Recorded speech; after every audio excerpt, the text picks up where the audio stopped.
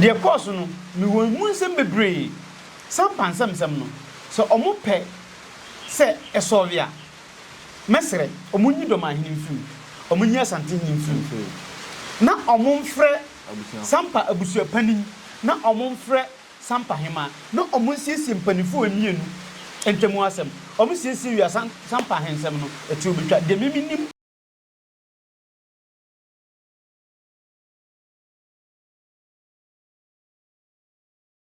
right, I will say a higher foreign multimedia.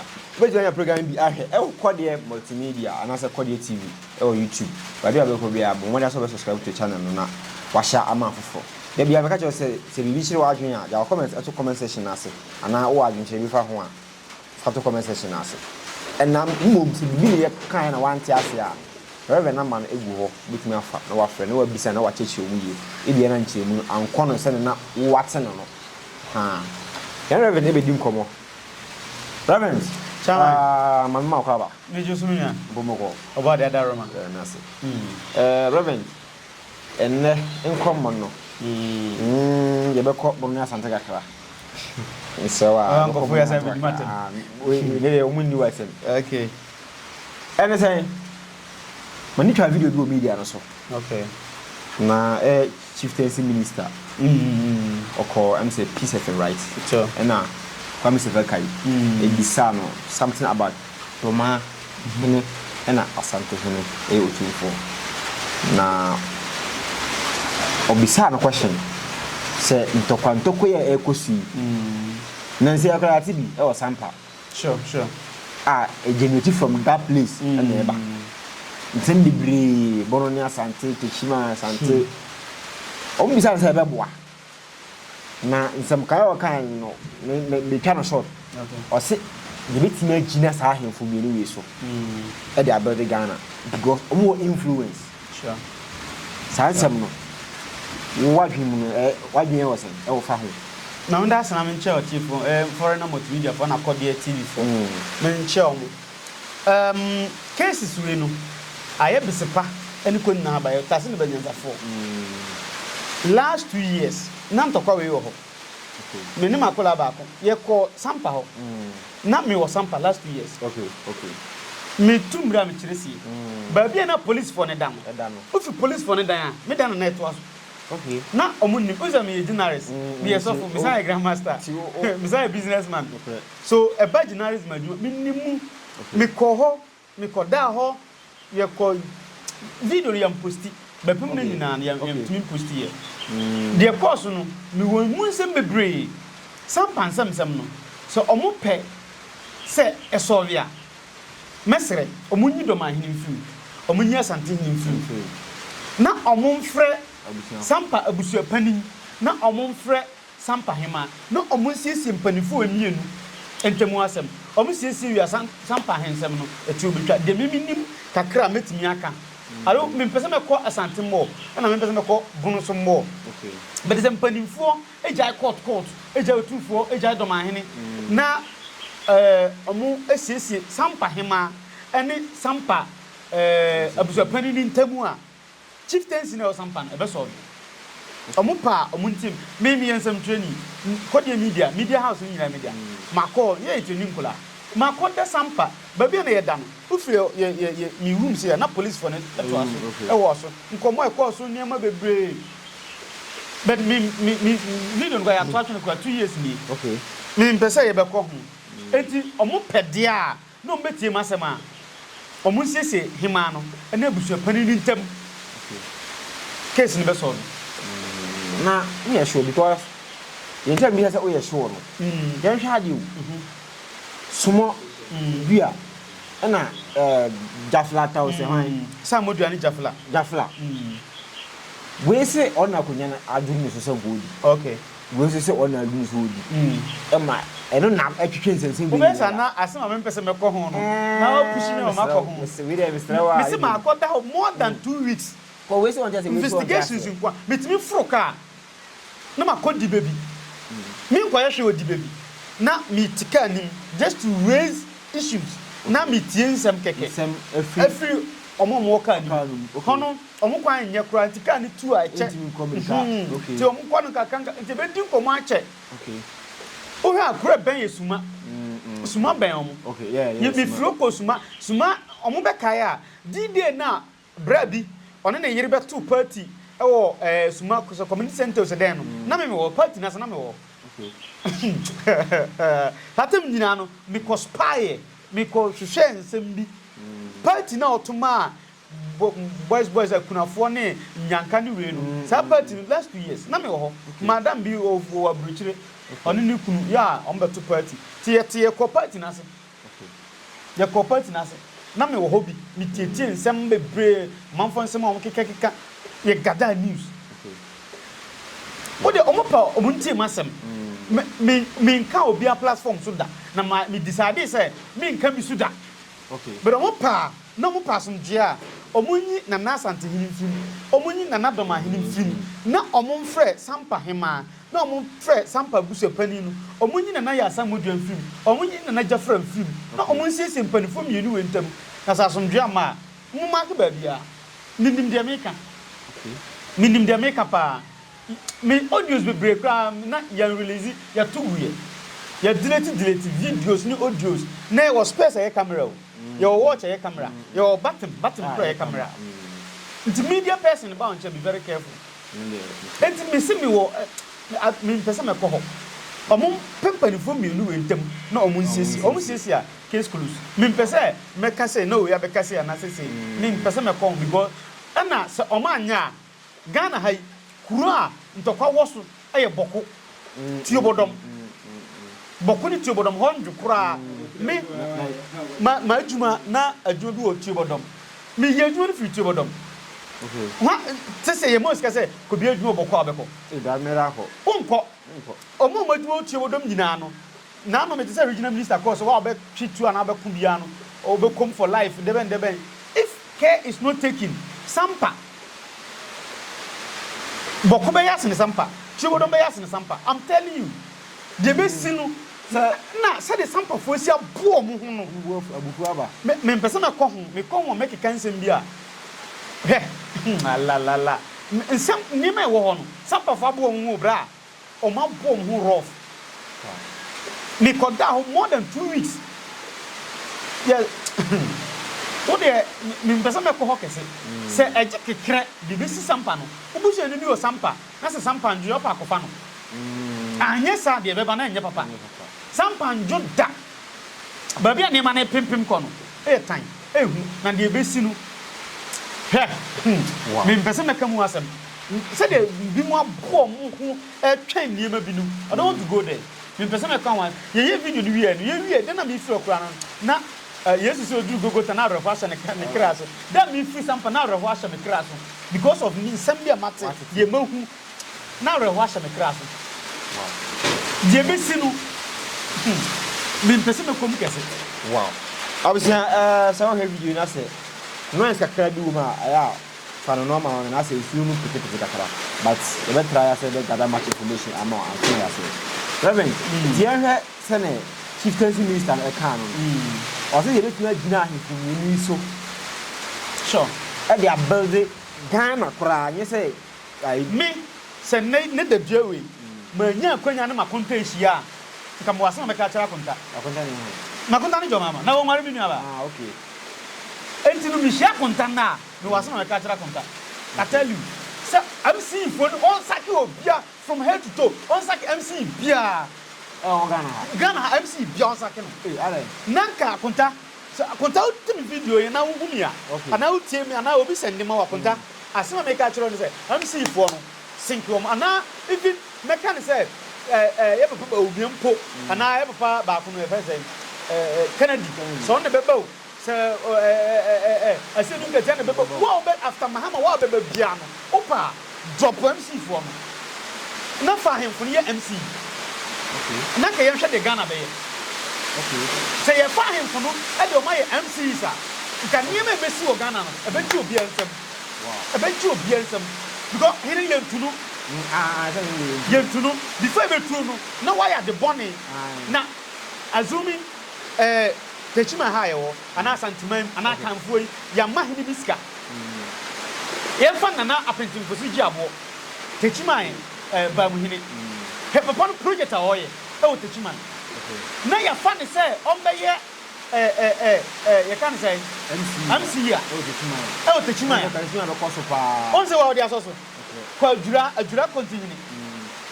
nana no niema wa ye no o ni botom sika o if nana odi asempa nti o ko fa ne say onumbra no be adura MC ana DC here ebenji usem ono ni botom sika na adura government hospital audit to fence wall and the far government hospital and yan hospital ono di sika ko to wala fa abra wow on no ni botom sika na be audit to fence wall because oyare o sim ni yare a meko ha obia yare okum ha obeko ha nkonchi wura ho enya wura ho obi to wo ko ho government hospital dem to fence wall na no dia sempa antwa buje adura continue ono na di sika to fence wall ayi fire service baby a ombeda omba no munni baby nti we ba na okọ je to baby a na yenya ambulance ye kan say fire service form onu na ti ni bottom sika esi bangaro so we metro fire service from metro wow and the such person who go find say o man sika so on fanya adura yi a imagine onya obi akeke o oyo hene and this Chieftancy minister that's a bit to be a hemfo no achichiri Ghana excellent brilliant no dia some adura omo adura big market okay we need Techiman market ni free ho this market make me about the adura market ni so I am very heavy is it comes up in 2 days or 3 days hey market ni so adura market nke ekakete adura market bi I don't know there's some party na see folks no measure at the kura egu market okomu no na saata na 207 kakira bi pam enti na obi ensure say obeba adura market kakira bi pam na ka ndi o makohwe ase accident nko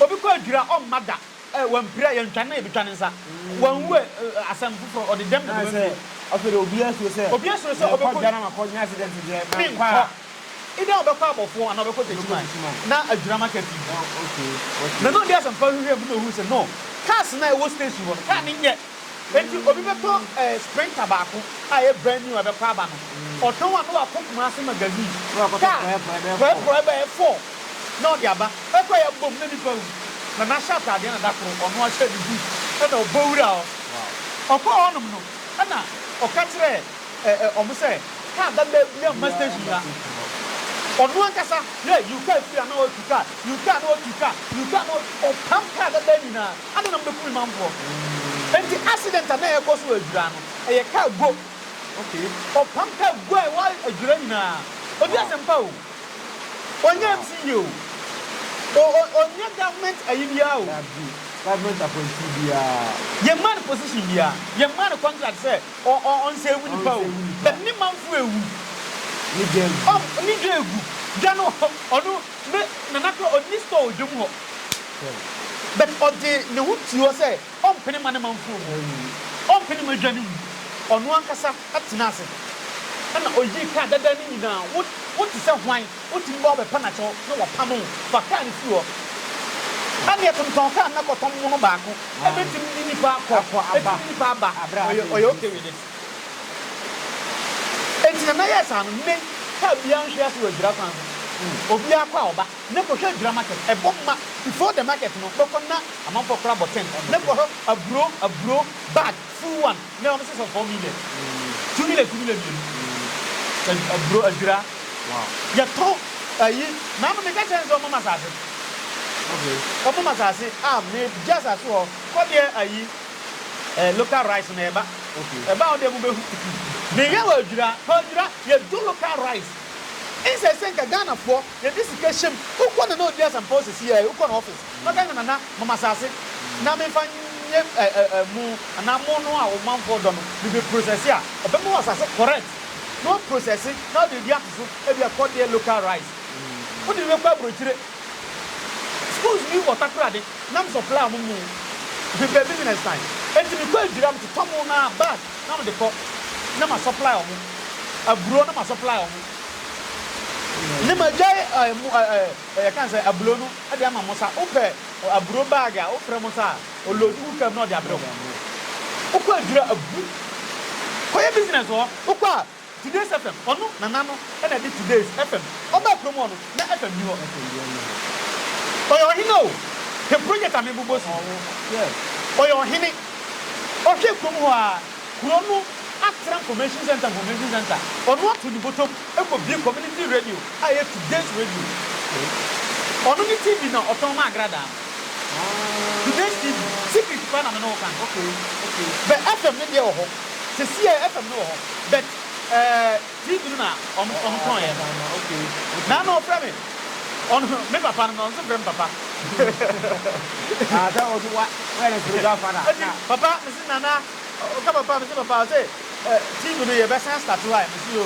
enche team fu from baba body na number automatic on the TV for e wa dura ko ta bron sign push one o ne si adura na na we me no nkwan komo e bi obe si 2-star na 3-star hotel e wa dura wow Kasi, sa member partner siya say all this can some pacho.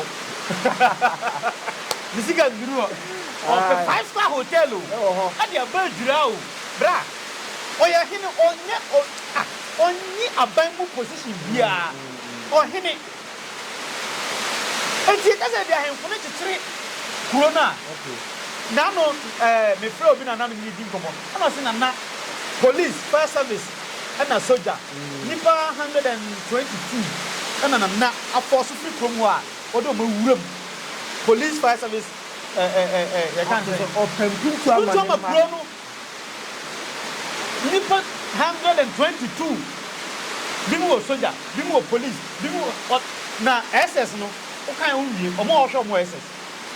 Ontimi kan wi oni ko oni mo do bi o ha oba bagiska na okọ oba bagiska na okọ na no me da me ka kire no na no kwani papa ya de kotra heaven ya o me ya jaya ya so fu de na so papa bi o wa betra heaven na de onye sika no o se wi enye o pese ni kromfo no bi o hairdresser fo odo ma odo ma ko hairdressing odo mo ko to hairdresser carpenter ni tailor me Mekansi so ajay boy bi won fi o okay omo mi na fi on case ni o me o ajay case o me o anya satro mekansi so akra no ko chi wi na mo chi ni ko tum ai o fa ni betena ni fie nti omo dia chopa ba na omo kan say so ko Techiman o boy bi o Techiman o no kan na beti azi o kwani wo na omo ba be ka chem bi ko na se papa magina se wa jay wi na omo pesa ne ma no ɔne deɛ unyaye na ɔkyewa ɔbɛmu wɔndɛmu ahwɛ a ɔno kɔkɔ ɔbɛbɔ ni sunu ti bɛte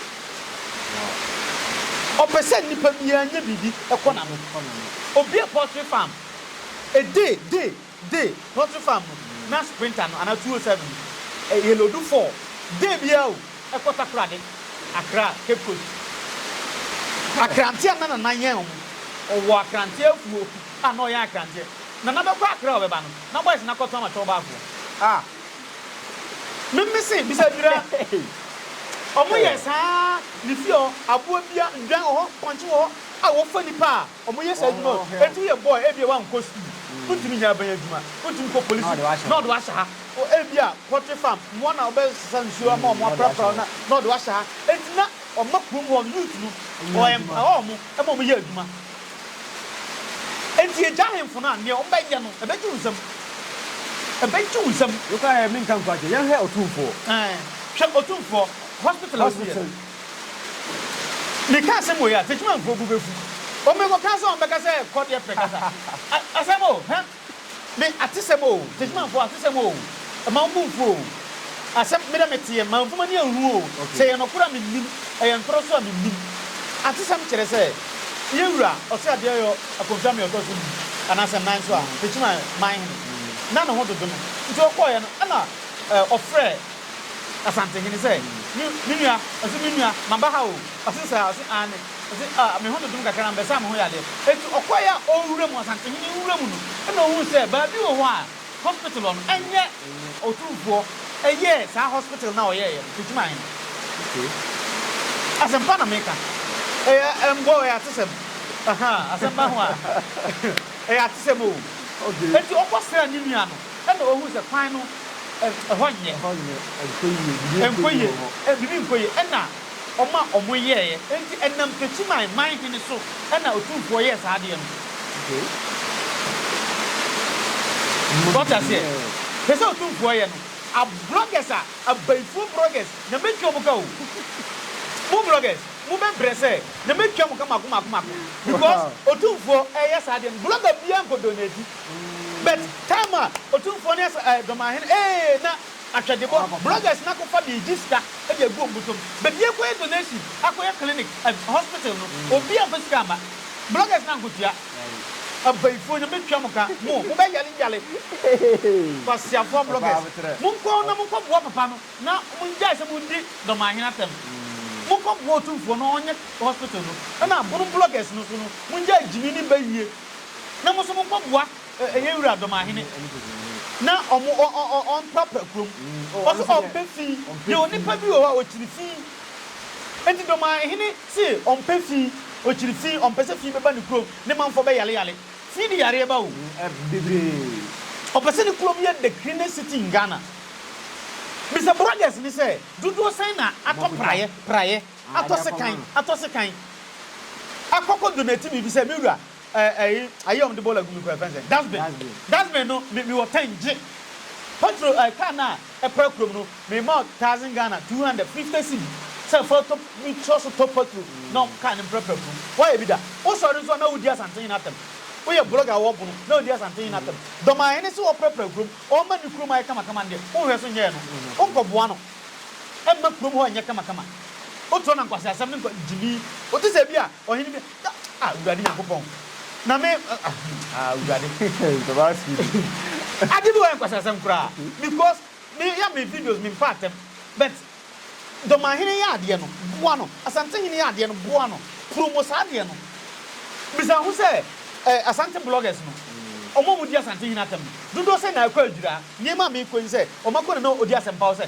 nana omo se obie portrait farmer na atimi fa nipa be 22 ana 25 ofa babia na oyen akrantie boys na ofa omo magunu me betwa ama amanfo ahwe una wo we clinic hospital government hospital no una ye me kotwa Bangor na osima fire service for me kotwa nkola na odi o mako police soldier ne ayudi mako to adwuma mu no me pebi na ye interview na ye nka de papa na odi asempa ye ye promo na hemfo no niema omoye na no ayi Ofumaahene niema oye manka nkyerem mambo bi so ankyerem no video foforo munesa me ba betwa afo Ofumaahene obehu okay ahemfo no ye niema papa o metimi akyekere o man no be ye bloggers no mo na mo ye takra ojam Dormaahene di atam na se eka Bronchampim hall ho a anka ho na beti and the main purpose ema Bronchampim council unveil ni baso no blogger bien postu da blogger bien kan wasam da ayi konja ya soso wasam ko na obi eka se de be ya ebetumi edi Dormaahene atam na muka sa mo yesa e wow o de bisa bloggers no ko mo page so na ko bi so me say Bronchampim unveil no o mo main purpose anything obi ani ho wa post obi ani ho wa ka konja ya soso wasam na okokoka me ka chen me na Dormaahene say se osisi gadwa ya soso a me metimi aka ade bisa simi mu so wo boa ene na nya sikadwa kofia sikadwa kofia nso so enya kwa cha me osikadwa kwa cha me osikadwa se ya soso for the way okay me wo picture bi me nim se be tia fa akura nka me de be kire o sikadwa sikwa cha me onim se ana ayi parliament eda ne kum ana sikadwa esi na nim ana ote ho wa friend kente wa hye ne cha chawo ana sikadwa si mo picture ne wo me next video bi awde me nim se be tia fa ne kura anka me de bai se kwa cha me osikadwa no na ye wura Dormaahene kan dia mentimi aka se na na mesro oda wo makobra kona san bra na sikadwa ya nso so but honestly no kire se e horo de se program se mi kotwa di e se no o kan se enti wo kotwa bi no dinje e ko ho wa post ye no ma post ni waka ho asem me video bi ni wa betwa no wa post da bi dinje wo share that particular video say Asante Bono Bono Champion Council no unveil no omo main ade am koye wakasa why ai wo page so me kwa ko hwe o ko he o me page so be sasi ke jande de omo so maso so ka ho o so why munyina mu ka ho bi mu na mama ye bre no ahemfo ne bua ade Dormaahene ye no mu medwin se bi a o take Asante hene mu bloggers no mu na mama ye hu so o take Asante hene no Dormaahene ntake Asante hene osi opese se de Asante anyina kan bom wan no Bono nyina kan bom wan asem we asem bone anya asem bone anya asem papa de Bono Champion unveil no ba ana de Bono Champion unveil me ko pages no so ko hwe yanka ho asem ngonyo ya soso na na ye kan wan asem sikajo ya soso hey la ilaha illallah ya soso sikajo ahemfu ne ye bibi e wo se mo me bom mabaso obi hini bia pese ni kurom etum pon de ekwa de me ne wo ya adwen ko me makokọ wa bebre me makosunyan makoduma sua jana ikuru hwe papa no kuruwa na se na osi ya kuru no enti onne emti osunyan se me de ubeye de wo kan de a masa do it and do it well okay say if it must be done well so obeki kan ho akeka ho na mun kan ma konta ba jow so ba sole asole tem MC ni DC ni mayor fo no kamanya anka position fufuro bi for ma unima me dia wo frem konta wo frem nkwa meboa hini bia wo kuro bia so no ba bia MC wo no mehwehwe ma hini oye good no Techiman say omo fa ma na hanso hini omo duru adwira MC yo omo fa ma na no di asempa ba bia omo frem bia memma mo obi a oye good a obetimi aye adwuma no ye wa hemfu bebre me say urade ahemfo ne very good they are very good tam bia bi na na ahemfo na omo hwe nkora no na ahemfo na omo say ekuro the positive side of ahemfo no yemfa ma negative side nko that is the reason why call the excellence awards yento aba no yeah awards yento aba ye hwehwe mu a ne ya you Techiman crime officer obeko pension 5th October onya the best police officer Techiman azenu okay na hanso ahene enya best chief Techiman azenu yam to aba wonya adwuma bia yam frew